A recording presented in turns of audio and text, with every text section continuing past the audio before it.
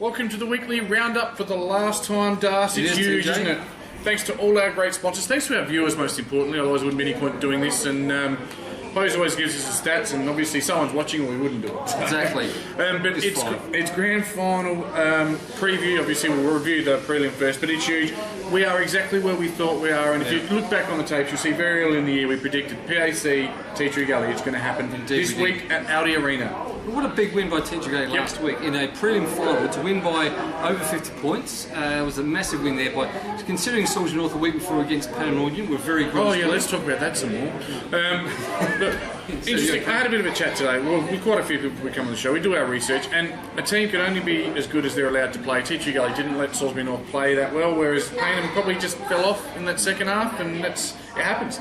So, and Salisbury North looked irrepressible. I actually tipped Salisbury North to continue their form, much like the Bulldogs in the AFL, but I mean, they've got to be momentum up, and, but yeah, it didn't happen. So, look, for Tea Tree Gully, it was Spittle the surprise packet with 5. Their leading goal kick and Melville kicked 4.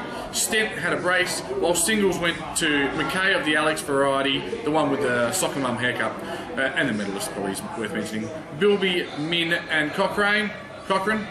Whilst their better players were Joshy Hand, the former medalist, Mascotta, Elphick, McWaters, and Cochrane. Yeah, we'll read. I don't think we read the scores out, but it was 15-17, 107. So probably inaccurate kicking there by the 17 points again. To 7-9-51, as I said, just well over 50 points there. But Salisbury North hastened with 3. Then individuals were Hayes, Solly, Russo, and Witra. And best players were Stengel, Morganti, Hay, Lawler, and Russo. So it's all over for Salisbury North, and probably having mad Mondays between. Right now, yes, they are indeedy. Look, Darcy, onto the grand final, the main event of the season. It's this weekend at Audi Arena. It's what we all live for. It's going to be huge. So let's preview it, mate. We've got a bit of time. We've got 5 or 6 minutes to preview this one. We'll start with, have they met before? Of course they have. Do you know what the score is in their 3 meetings? I think PAC's won all of them. They have won all of them. So we'll go back to round 3. The score was 13 goals, 20-98.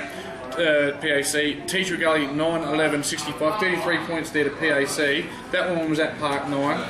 Probably doesn't tell us too much, does it? Well, the third game, you think PAC up from Division 2, they're sort of getting their way in Division 1, but still a good sign against Tea Tree Gully, only the third game in. Yeah, look, the standout for me, just skimming through all the results, 11 goal kickers on that day for PAC, with Bartlett and Young Clayfield, the ruckman, best players. Melville kicked 5, Tea Tree Gully. Round 12 at Peteringha, you would have thought, well, if they're going to knock them off, this is where it'll be. And it looked like they would. Tea Tree Gully led by 18 points at quarter time, but PAC, they just put a foot down and went bang. 13-12-90, Tea Tree Gully 8-6-54. It was 12-9 to 4-3 over the last 3 quarters. Again, up there, it's a new side coming Division 1, that's outstanding. Speaking to PAC people today, that was a wet, nasty, grubby day. One of the few wet days we've had this year. Castry kicked 4, he was outstanding. It's amazing you can have someone that can play full forward and in the midfield. Jolly and Clayfield were their best. Interesting to see Clayfield in there 2 times, although there are 2 Clayfields. Kosher was the only multiple for Tea Tree Gully that day with 2. Probably the one that's probably most relevant. It was played at St Mary's Park, the second semi, which is a bit odd, a bit vexing. Horrible over there. But it does have, it's big, like Thebbett and Oval. So, again, Tea Tree Gully, 18 points up at half time. And it was 3 goals to none in the last quarter that sealed the result. It was PAC 11-16-82, 27 scoring shots to the Gullies 9-9-63. Paps bobbed up with 6 in the second semi. Clayfield, best on ground. See the pattern there appearing with Clayfield. Clayfield has got a hold of Kosher and Dow. Whereas Tea Tree Gully have really made their mark on getting first use to their on-ballers. McKay, Hand, Spittle and the others that rotate through. This is where Clayfield gives first use to the PAC on-ballers. They've got not 2, not 3, not 4. They've got 10 guys that rotate through. Even Big Joel's, he goes through. Castry's in there. A whole bunch of other. Wixie. Wicks played for Nord last year, back in playing. I mean, there's just one of their guys they brought over, played for Nord, now he's playing Div 1 finals now. That's how they recruited this year. Very good recruitment. Look, the only injury, they played 1 game in a month now. Do you say, is that a bad thing? I don't think that's a bad thing. Fresh as a daisy. On their side, the only one that's likely to miss, he's been out for all now, so he didn't play the second semi, is Wade Thompson, who formed power player, listed player. I'm getting the nod that he's back this week. From my sources at PAC today, said he won't play, but they might have been giving me the old bum steer. Whilst on the Tea Tree Gully side, I know based on what we saw, or what I was told happened last week at Pertaringa, Adam Koshel struggled a little bit, spent a bit of time on and off the ground. McKay nursing a bit of a shoulder. I'm told Min won't play with a knee, so definitely some issues there. They're not as fresh as a daisy, that's for sure. They've done it the hard way. They've played more games. Again, anything can happen on grand Big final overs day. too. They played St Mary's and they played at Pertaringa, sorry. Yeah. So these big ovals.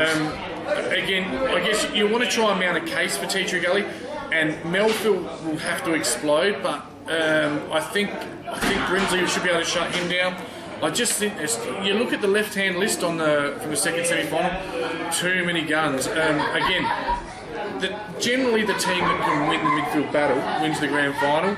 Someone's going to play a game of pinball during this telecast, aren't they? Because I left the credit on there. Oh, well, I should have just played the credit out. But it's Clayfield and Ellis in ruck. If they can neutralise Koshel and, of course, Dow, they get first use. The Prince Alfred Bulls. The one advantage that Tea Tree Gully have got is they've got those small in and under midfielders. We're talking about Hand and McKays, aren't we? But PAC got the new age 6'1" super fast running machine. I think just looking at those two games, they were 80 points up. Twice, and PAC come run over. That just shows their youth, their fit, their speed, etc. I reckon that's what's going to do them this weekend as well. Yeah, and some of the names again, Castry and Jolly and these league footballers who are coming in their prime, still playing Div 1. Fantastic work on the salary. It's fair to be said. But I'm going out. PAC have invited me on the weekend, so they've done it right down the line. Don't worry about that.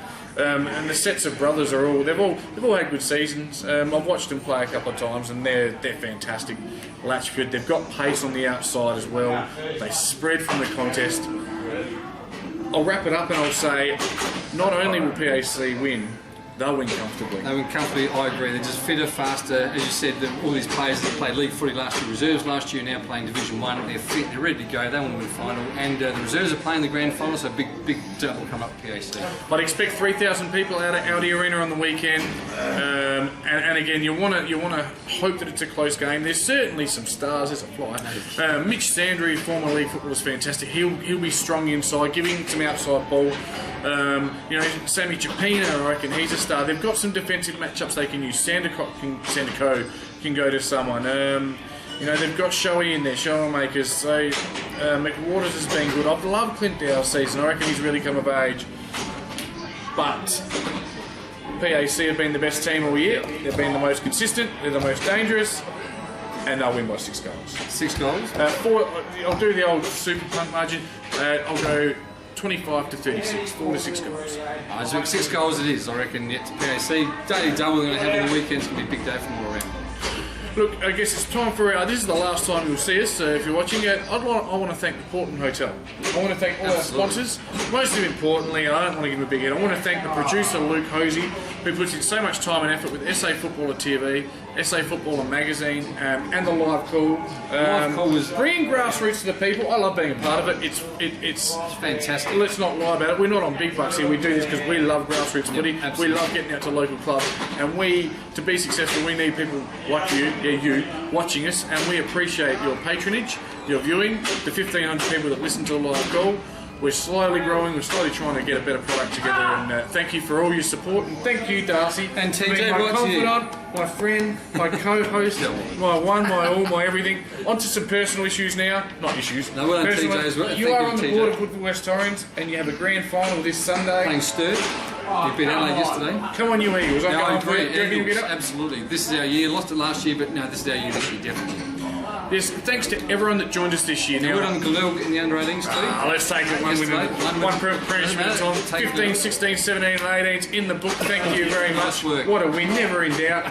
Kicking from 60 after the siren every day of the week. That's what we practice. Facebook, it's everywhere. If you haven't checked it out, the under 18s after the game, Tyson Edwards was actually adjusting his board for extra time. The ball lands in the square, makes it away through 10 North defenders for the greatest point ever seen. Look at that Shane Warne spin it. Just It kept was going and ball going of the and- century. Was. Loved it. I loved it. And I'm of course here working. Some people thought it was incredibly funny. We'll wind up there. Thanks to the guys like we're talking about the Diff, Huey, Trev, Wayne Knowles, and everyone that's come on the show this year. We appreciate your time, your efforts. Thanks again for watching SA Football TV. I think we're back next year. And we'll see you next year.